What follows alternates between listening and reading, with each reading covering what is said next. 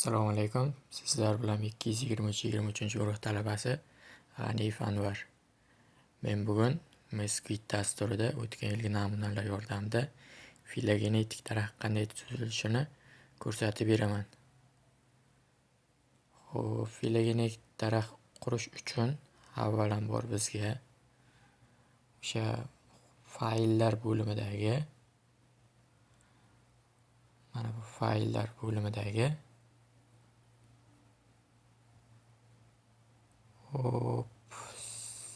section 15 fayli kerak bo'ladi. Buni ochamiz.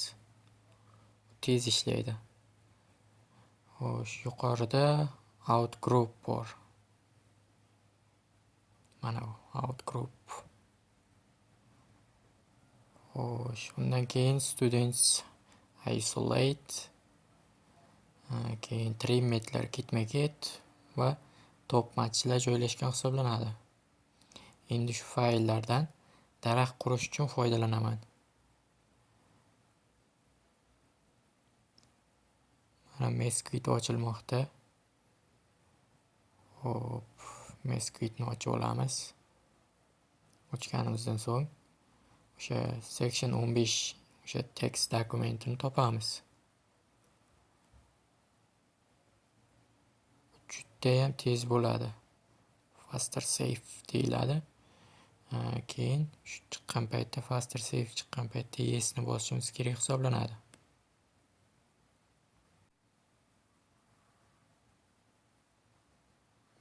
Jarayonni kuzatib borishingiz mumkin.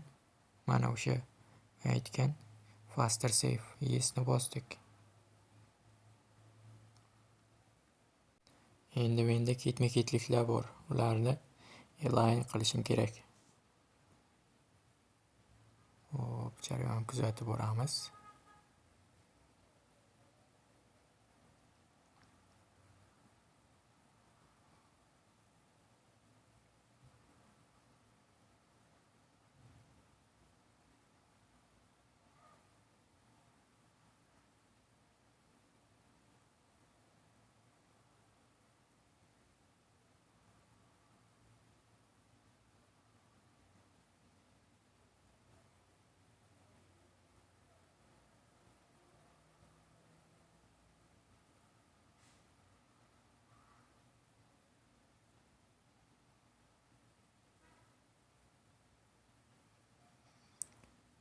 Hop, endi o'sha matrix bo'limidan align multiplayer sequence bo'limi orqali muskulni tanlab oldik.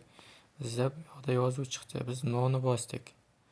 Bu o'sha mening muskul dasturim va u ishni o'zi bajaradi. Ozgina vaqt oladi bu. Shuning uchun pauza qilish kerak. Keyin tez bajariladi.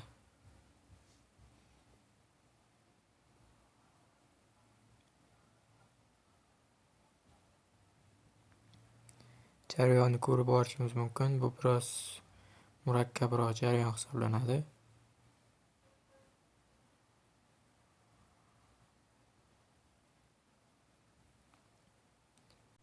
Hop, keyingi vazifamiz o'sha ketma-ketliklarni taxminan o'sha bir xil uzunlikka keltirib olish hisoblanadi.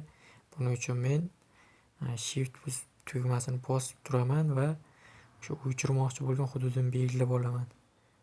Mana ko'rib turganlaringizdek kulrang rangga bo'yaladi o'sha mana bosilganda. Hop, keyinchalik o'sha backspace ni bosib tashlasak, o'sha ishonchingiz komilmi deb so'raydi.